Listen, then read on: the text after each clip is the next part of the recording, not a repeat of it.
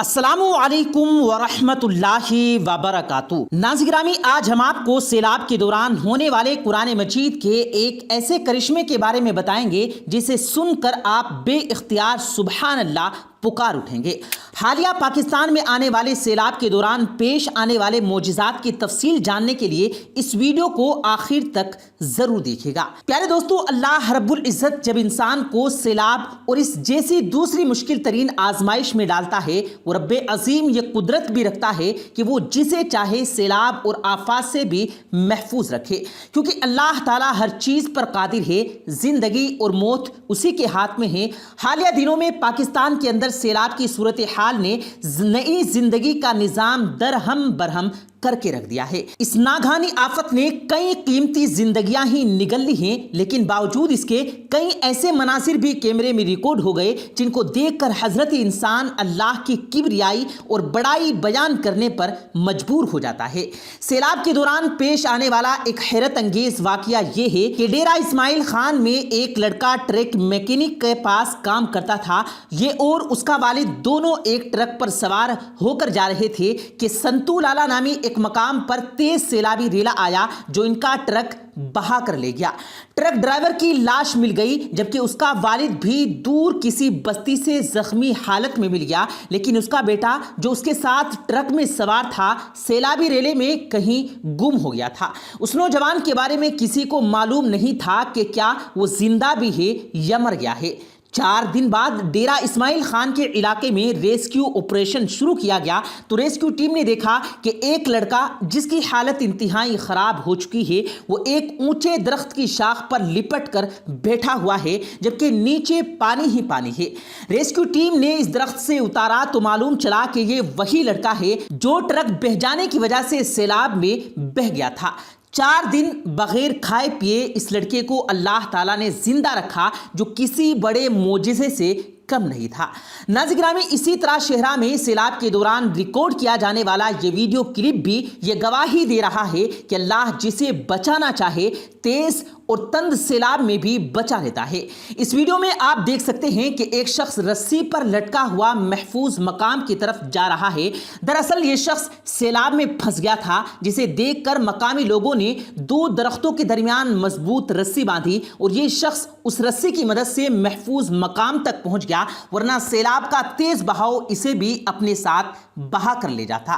ناظرین، اب ذکر کرتے ہیں سیلاب میں ہونے والے سب سے بڑے معجزے کا۔ ناظرین، آپ یہ بات تو جانتے ہی ہیں کہ پانی کتنا طاقتور ہوتا ہے، جو ہر چیز کو تباہ و برباد کرنے کی صلاحیت رکھتا ہے، مگر پاکستان میں دریائے چناب کے قریب ایک ایسا کرشمہ رونما ہوا جسے دیکھ کر ہر کوئی اش اش کر اٹھا ہے۔ دراصل دریائے چناب کے ایک بستی میں سیلاب آنے کے بعد ریسکیو آپریشن شروع کیا گیا تو اس دوران ایک قرآن پاک ملا جو بالکل صحیح سلامت تھا۔ قرآن مجید کا باہری حصہ مٹی اور کیچڑ میں لت پت تھا، مگر اللہ نے اپنے کلام کی وہ حفاظت فرمائی اور اندر موجود قرآن کریم کے صفحات مبارک بالکل صحیح سلامت رکھے۔ اس سے یہ بھی ثابت ہوتا ہے کہ اللہ کا کلام برحق اور سچا ہے اور وہی اللہ اس کی حفاظت کرنے والا ہے۔ پیارے دوستو، اب جو ویڈیو کلپ ہم آپ کو دکھانے جا رہے ہیں اس میں ایک بزرگ سوات سے سیلابی ریلے میں بہتے ہوئے ایک پل کے قریب جا پہنچے تو مقامی لوگوں نے مل کر بازوؤں کے زور سے اوپر کھینچ لیا۔ اگر یہ لوگ اس بزرگ کی مدد نہ کرتے تو شاید ان کی موت بھی واقع ہو سکتی تھی، تاہم اللہ پاک نے ان کی جان بچا لی۔ پیارے دوستو، اگلا کلپ بھی سوات کا ہی ہے جس میں دیکھا جا سکتا ہے کہ ایک نوجوان ایک پتھر پر بیٹھا ہوا ہے اور اس کے ارد گرد تیزی سے سیلابی ریلا بہ رہا ہے۔ یہ نوجوان اس انتظار میں تھا کہ کب لہریں آئیں اور اسے بہا کر لے جائیں، مگر خوش قسمتی سے وہاں ریسکیو ٹیم پہنچ گئی اور 2 لوگوں نے رسی کی مدد سے اس نوجوان کو ریسکیو کر لیا۔ پیارے دوستو، یہاں ایک اہم سوال یہ بھی پیدا ہوتا ہے کہ کیا یہ سیلاب عذاب ہے یا پھر حکومتی نااہلی کا نتیجہ؟ اگر زمینی حقائق کو دیکھا جائے تو پاکستان میں اس سے پہلے بھی کئی بار ایسے سیلاب آتے رہے، مگر حکومت نے اس کے روک تھام کے لیے کوئی اقدامات نہیں کیے۔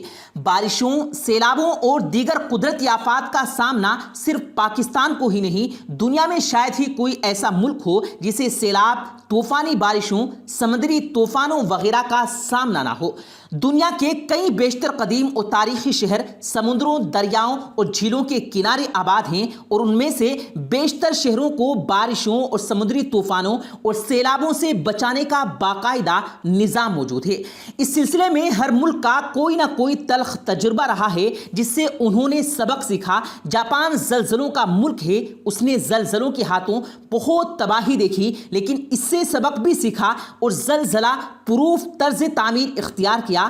جاپان زلزلوں کو روک تو نہیں سکتا، مگر اس نے زلزلوں سے کوئی جانی اور مالی نقصان اٹھائے بغیر اس کے ساتھ جینا سیکھ لیا ہے۔ جن طوفانی بارشوں کو ہم قدرت کا غضب جانتے ہیں، دوسرے ملکوں کے تجربات سے فائدہ اٹھا کر ہم اسے اپنے لیے رحمت بنا سکتے ہیں۔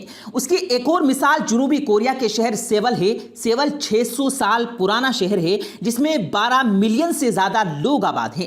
یہاں پر تیز بارشوں کی وجہ سے سیلاب اور پانی کا مسئلہ رہتا تھا۔ اس مسئلے کے حل کے لیے شہر میں تمام بڑی عمارتوں میں واٹر ہارویسٹنگ سسٹم لازم قرار دے دیا گیا، جس کے تحت ہر عمارت میں پانی کے ذخیرے کے لیے ٹینک بنائے جاتے ہیں۔ ان ٹینکوں میں پانی کی نکاسی کا انتظام ہے جو شہر میں سیوریج سسٹم سے منسلک ہے۔ پورا نظام انٹرنیٹ سے جڑا ہوا ہے۔ موسمی پیشگوئی کے مطابق پھر یہ ٹینک خالی کر دیے جاتے ہیں۔ یہ سارا نظام جدید اپریل سسٹم پر چلتا ہے۔ اور ناظرین گرامی، بدقسمتی سے پاکستان میں 70 سال سے بارش کا ساتھ آنکھ مچولی کھیلی جا رہی ہے۔ کبھی زیادہ بارش کی وجہ سے عوام پانی میں ڈوب رہی ہوتی ہے، اور کبھی بارش نہ ہونے کی وجہ سے خشک سالی کا شکار ہو کر پانی کی بوند بوند کو ترستے رہتے ہیں۔ لوگ کبھی بارش سے بچاؤ کی دعائیں مانگتے دکھائی دیتے ہیں، اور کبھی بارش کے لیے اجتماعی طور پر گڑ گڑا رہے ہوتے ہیں۔ قانون قدرت ہے کہ وہ ہر ذی شعور کو امتحان میں ڈالنے سے پہلے بار بار سنبھلنے کا موقع ضرور دیتا ہے، لیکن اگر حضرت انسان قدرت کے انواقے کو خاطر میں نہ لائے تو پھر اللہ کے عذاب کو آنے سے بھلا کون روک سکتا ہے؟ 2010 کے بعد تقریباً ہر سال پاکستان کے کسی نہ کسی علاقے میں سیلاب آتے رہے ہیں۔